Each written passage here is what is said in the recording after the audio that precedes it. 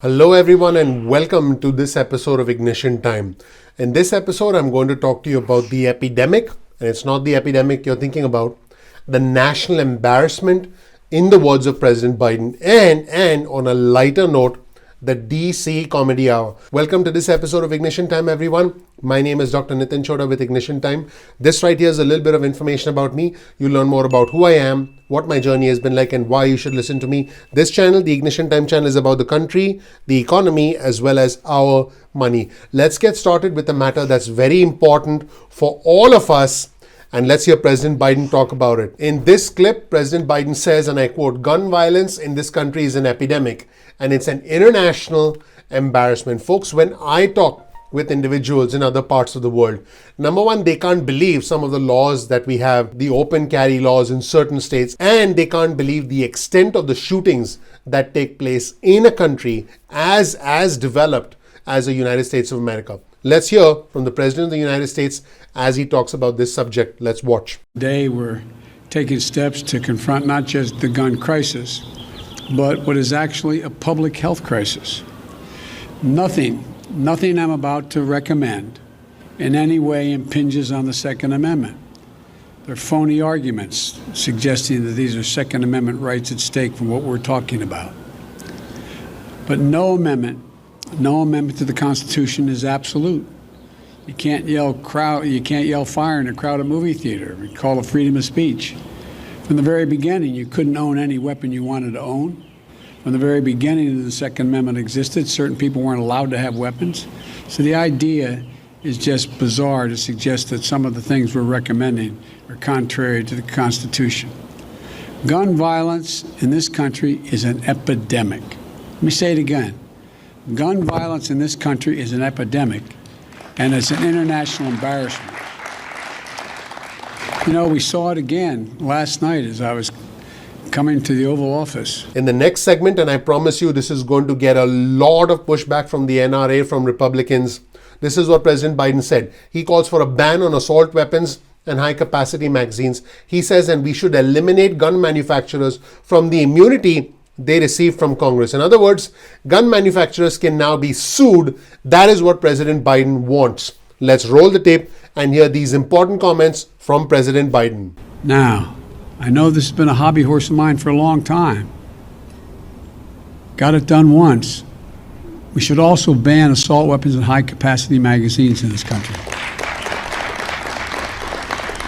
For that 10 years we had it done, the number of mass shootings actually went down. Even law enforcement officials have told me and told other champions of this legislation they sometimes feel outgunned by assault weapons with large capacity magazines. There's no reason someone needs a weapon of war with 100 rounds, 100 bullets that can be fired from that weapon. Nobody needs that. Nobody needs that. We got that done when I was a United States Senator. It wasn't easy going up against the gun lobby, but it saved lives. And we should also eliminate gun manufacturers from the immunity they receive from the Congress.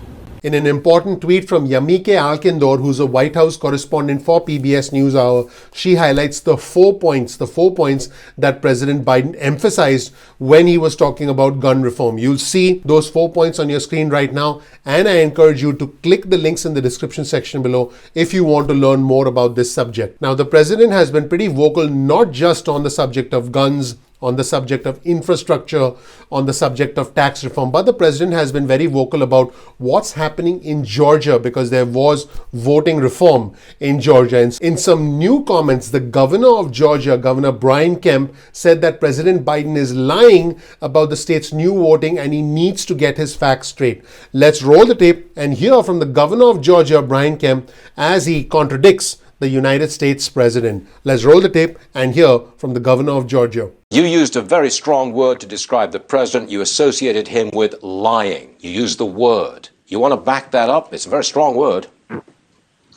Hey, Stuart, the truth hurts. I mean, look at the Washington Post. They gave the president 4 Pinocchios on what he was saying about Georgia's bill referring this bill to Jim Crow 2.0 or Jim Crow on steroids. He needs to look at his own state, and that's what I would ask your viewers to do. In Georgia, you don't have to have an excuse to vote early. We have 17 days minimum that Georgians can vote early. In Delaware, you have to have an excuse to vote early. So he's definitely lying about the bill. He should be more truthful or just simply get his facts right. That was interesting. And by the way, in new reporting from Politico, you'll see this headline on your screen from Burgess Everett, who's a co-congressional bureau chief of Politico. The Republicans may not love President Biden's plans to have executive actions on gun control, but the Republican senator from Pennsylvania, Pat Toomey, wants a deal. Pat Toomey said there is an opportunity to strengthen our background check system so that we are better able to keep guns away from those who have no legal right to them. Here's the headline of this important article from Senator Pat Toomey. A pivotal GOP senator, Pat Toomey, the Republican senator from Pennsylvania, is not giving up on a gun deal with President Biden. Any attempt to craft a bipartisan gun legislation still has an uphill battle, but this could be a moment of hope for some improvement, some reform in gun laws in our country. Yep, a very controversial subject. Gun legislation is indeed a very controversial subject. Now, speaking of things that are not controversial, the relationship between President Biden and former President Barack Obama. In fact, they speak on a whole bunch of issues regularly, and those conversations are going to remain private. Let's hear some interesting comments from the White House Press Secretary Jen Psaki about the relationship between the president and a former president under whom the president served as vice president. Let's roll the tape and hear what Jen Psaki had to say. They are not just former colleagues, I guess you call them, as president and vice president, but they are also remain close friends, and they talk regularly about a range of issues, from policy issues to bouncing ideas off of each other to their families. So they are in close touch, but we just don't read out those specific calls. We keep them private. The president, meanwhile, is trying to bring us together as best as he can, because one thing's for sure, we are in a highly, highly divided climate. Let's check out this segment from President Biden where he says, we are one nation, united and connected. Let's roll the tape and hear from President Biden. Whatever partisan divisions there are around other issues, there don't have to be around this one. The divisions of the moment shouldn't stop us from doing the right thing for the future. These aren't Republican bridges, Democratic airports, Republican hospitals, or Democratic power grid. Think of the Transcontinental Railroad, interstate highway system, or the space race. We're one nation, united and connected. That's a very interesting way for President Biden to position unity and tie it to infrastructure, because the president wants the passage of the infrastructure plan. So very interesting political positioning going on. You have heard me talk about this before. This is important. Politics is about timing, opportunity, tribalism, and this is really important. It's about perception, not what is happening, but what you are made to believe. Speaking of what you are made to believe, now welcome to a new episode, a new segment, if you will, of the DC Comedy Hour. It's going to be President Biden versus the Republican Party. Let's take a look at what the Senate Minority Leader Mitch McConnell just said about Bernie Sanders' control over the Democratic Party. This is what Mitch McConnell said. Joe Biden may have won the nomination, but I think Bernie Sanders won the war over what the Democratic Party nationally is these days. Let's roll the tape and hear this interesting segment with Mitch McConnell. Let's watch. Joe Biden may have won the nomination, but I think Bernie Sanders won the war over what the Democratic Party nationally is these days. Now, another Republican who's also not happy with the White House and with the federal government is the one and only governor of Florida, Ron DeSantis. Let me hear a round of applause for Ron DeSantis. But seriously, let's hear what Ron DeSantis had to say about trying to rejuvenate the cruise lines and the cruise industry in Florida, which is a very, very important part of the economy for Florida. This is what he said. The federal government and the CDC has locked down this industry, meaning the cruise industry, for over a year.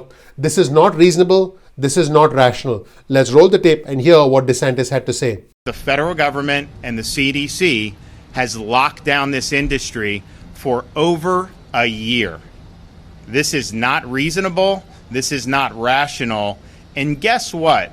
If they say that cruising is not safe, even with widespread vaccine availability, all the testing you want, they have now antibody treatments that have been very effective. They have all these different things. It's a much different situation than a year ago. But guess what?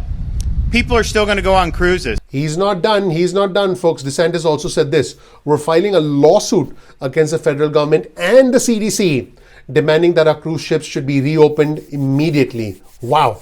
A lawsuit by a state against the federal government and the CDC responsible for helping us fight the pandemic. A situation in which the economy and financial interests are so important that you essentially clash against the federal government. This is not new in our country, but it's definitely new within the context of this discussion. Cruise ships and a governor versus the federal government. Let's roll the tape and hear from DeSantis. Today, Florida's fighting back. We're filing a lawsuit against the federal government and the CDC, demanding that our cruise ships be reopened immediately. This will be something that we believe we have every legal right to insist upon. We don't believe the federal government has the right to mothball a major industry for over a year based on very little evidence and very little data. And I think we have a good chance for success. And in order to make his case, DeSantis tried to tie the vaccinations to the reopening of cruise ships. This is a very interesting argument. And again, politicians do what they do. DeSantis said, we're leading the world in vaccinations. And so if you're saying the cruise ships shouldn't sail, then you're basically an anti-vaxxer, meaning you don't believe in vaccinations. You're saying the vaccines don't work, I guess. So it's a very interesting argument from a politician trying to take a completely unrelated subject, vaccinations, and tie it with the reopening of the cruise ship industries. Now, I know some of our viewers and subscribers will be like, that makes sense, that makes sense, that makes sense. But folks, this is politicians doing what they do, which is try and create associations to make their point out of nowhere when it suits them, because that is how politics works. We're leading the world in vaccinations. You have this, and we're going to very soon, there's going to be major surpluses of this in the United States within the next few weeks. You watch. And so it will be available literally for everyone, regardless of age, regardless of occupation, all that, within a matter of weeks. And so if you're saying under that circumstance that you can't let the cruise line sail, then you're basically an anti-vaxxer. I mean, you're saying the vaccines don't work, I guess. Because if the vaccines work, then everything needs to be back to normal. And I think they are working, because you look at the seniors, we have much less likely to be hospitalized than before the vaccine. So that was the episode of the DC Comedy Hour, President Biden versus the Republican Party, featuring our guests, the Republican Minority Leader Mitch McConnell and the one and only Florida Governor Ron DeSantis, who considers himself to be a future presidential candidate. Thank you so much for watching, everyone. My name is Dr. Nitin Chhoda.